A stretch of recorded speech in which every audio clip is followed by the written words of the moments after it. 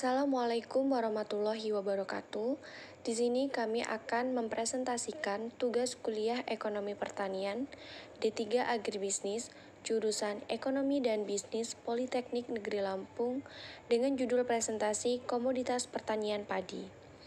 Tugas ini disusun oleh Holi Kusumawati, NPM 19751038, Mariana Pakpahan, NPM 19751043, Noviana, NPM 19751049, Syahrul Hidayat dengan nomor NPM 19751059.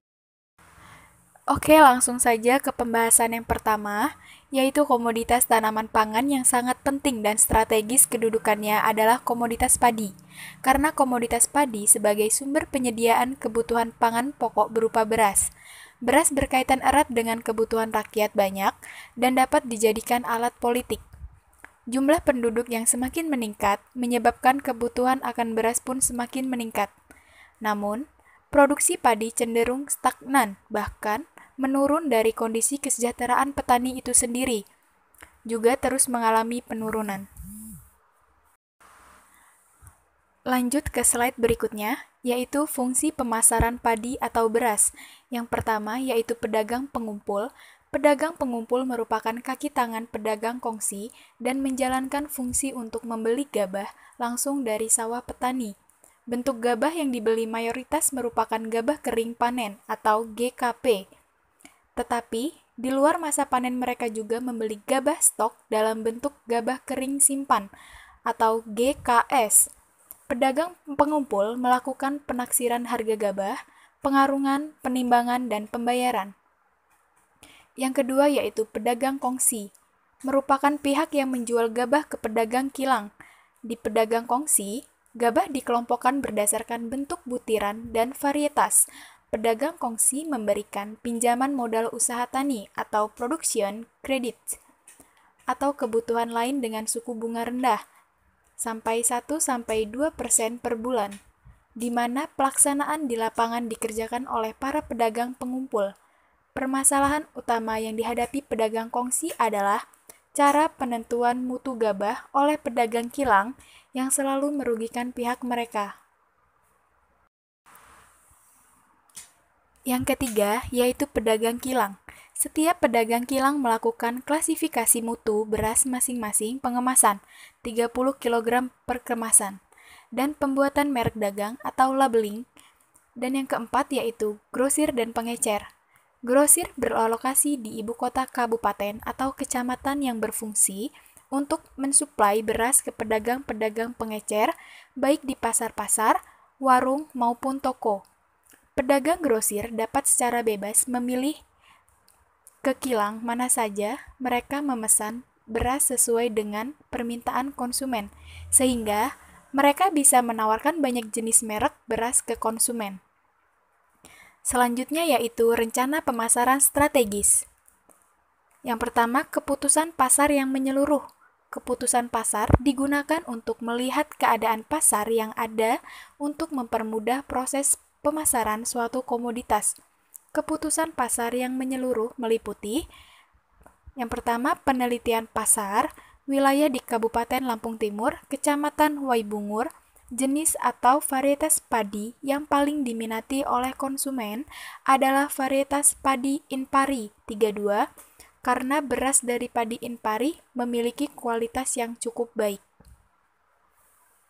Segmentasi pasar. Segmentasi pasar sebuah sistem pembagian pasar menjadi beberapa pelanggan potensial dan target pasar. Adapun segmentasi pasar komoditas padi yaitu umur rata-rata konsumen 25 tahun ke atas, jenis kelamin konsumen laki-laki dan perempuan, wilayah pemasaran Provinsi Lampung. Penetrasi pasar kebutuhan beras Provinsi Lampung mencapai 771.999 ton beras dan produksi padi Provinsi Lampung hanya mencapai 1.087.189 ton pada tahun 2019, sehingga produksi padi Provinsi Lampung surplus 315.190 ton pada tahun 2019. Keputusan mengenai produk dapat dilakukan dengan cara melihat analisis pasar di wilayah pemasaran itu sendiri. Analisis pasar pada komoditas padi mencakup jumlah konsumsi, produksi tersebut, jumlah produksi, dan segmentasi pasar. Keputusan mengenai harga. Apabila lokasi pasar yang akan dituju jauh dari lokasi produksi, maka harga produksi juga akan meningkat karena biaya transportasi juga akan meningkat. Apabila harga jual beras di sekitar tempat produksi mempunyai harga 8.000 per kilogram, maka wilayah yang jauh dari tempat produksi harganya akan meningkat menjadi 8.500 per kilogram, tergantung jarak wilayah tersebut. Keputusan mengenai promosi. Keputusan mengenai promosi meliputi media yang digunakan, biaya promosi, dan wilayah tempat promosi. Keputusan mengenai tempat. Untuk keputusan mengenai tempat perlu dilakukan analisis pasar dan segmentasi pasar untuk melihat seberapa besar konsumen yang ada di wilayah atau tempat tersebut. Selain untuk melihat potensi pasar, keputusan mengenai tempat juga bermanfaat untuk menentukan harga karena berhubungan dengan biaya transportasi itu sendiri, di mana lokasi pemasaran yang jauh dari tempat produksi akan menimbulkan biaya transportasi yang lebih besar sehingga harga produk di wilayah tersebut menjadi tinggi. Untuk keputusan mengenai harga tersebut sebenarnya tidak tergantung dengan transportasi juga. Hal tersebut juga dapat berubah dengan cara packaging atau pengemasan dan biaya produksi yang tiap daerah meningkat, maka harga produk tersebut di daerah lainnya juga akan meningkat. Siklus hidup produk padi. Pertumbuhan tanaman padi, salah satu faktor yang mempengaruhi produktivitas tanaman padi adalah pemeliharaan atau teknik budidaya. Fase pertumbuhan tanaman padi dibagi menjadi dua bagian, yakni fase vegetatif dan fase generatif. Namun ada yang membagi lagi fase generatifnya menjadi fase produktif dan pematangan. Yang pertama, tahap pertunasan atau seedling stage. Tahap pertunasan mulai begitu benih bercambah hingga menjelang anakan pertama muncul. Pada awal di persemaian mulai muncul akar seminal hingga kemunculan akar sekunder adventitious membentuk sistem perakaran serabut. Perakaran serabut permanen dengan cepat menggantikan radikula dan akar seminal sementara. Di sisi lain, tunas terus tumbuh, dua daun lagi terbentuk. Daun terus berkembang pada kecepatan satu daun setiap 3-4 hari selama tahap awal pertumbuhan sampai terbentuknya 5 daun sempurna yang menandai akhir fase ini. Dengan demikian, pada umur 15-20 hari setelah sebar, bibit telah mempunyai 5 daun dan sistem perakaran yang berkembang dengan cepat. Pada kondisi ini, bibit siap dipindah tanamkan. Jadi dalam fase tahap pertunasan ini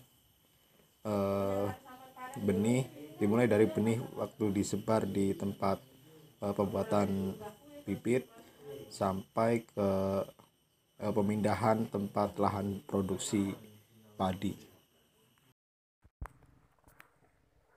Tahap pembentukan anakan atau tillering stage. Anakan muncul dari tunas aksial atau axillary pada buku batang dan menggantikan tempat daun serta tumbuh dan berkembang. Bibit ini menunjukkan posisi dari dua anakan pertama yang mengapit batang utama dan daunnya. Setelah tumbuh atau emerging, anakan pertama memunculkan anakan sekunder. Demikian seterusnya hingga anakan maksimal. Pada fase ini, ada dua tahapan penting, yaitu pembentukan anakan aktif, kemudian disusul dengan perpanjangan batang atau stem elongation. Kedua tahapan ini bisa tumpang tindih. Tanaman yang sudah tidak membentuk anakan akan mengalami perpanjangan batang. Buku kelima dari batang di bawah kedudukan malai memanjang hanya 2-4 cm sebelum pembentukan malai. Sementara tanaman muda atau tepi terkadang masih membentuk anakan baru, sehingga terlihat perkembangan kanopi sangat cepat. Secara umum, fase pembentukan anakan berlangsung selama kurang lebih 30 hari pada tanaman yang menggunakan sistem tabela atau tanam benih langsung. Periode fase ini mungkin tidak sampai 30 hari, karena bibit tidak mengalami stagnasi seperti halnya tanaman sistem tapin yang beradaptasi dulu dengan lingkungan barunya, sesaat setelah pindah tanam. Tahap pertunasan. Mulai begitu benih berkecambah sampai dengan sebelum anakan pertama muncul. Selama tahap ini, tunas terus tumbuh, 2 daun lagi terbentuk. Daun terus berkembang selama tahap awal pertumbuhan. Bibit umur 18 hari, bibit mempunyai 5 daun dan sistem perakaran yang berkembang dengan cepat. Pembentukan anakan tahap ini berlangsung sejak muncul anakan pertama sampai pembentukan anakan maksimal tercapai. Tanaman memanjang dan aktif membentuk anakan. Pada tahap ini, anakan terus berkembang sampai pada titik di mana sukar dipisahkan dari batang pemanjangan batang. Pemanjangan batang terhadap tahapan ini terjadi sebelum pembentukan malai atau terjadi pada tahap akhir, pembentukan anakan. Anakan terus meningkat dalam jumlah dan tingginya. Hal ini diikuti oleh memanjangnya batang atau ruas batang dan akhirnya sampai ke tahap pembentukan malai. Berikut ini adalah fase pertumbuhan tanaman padi.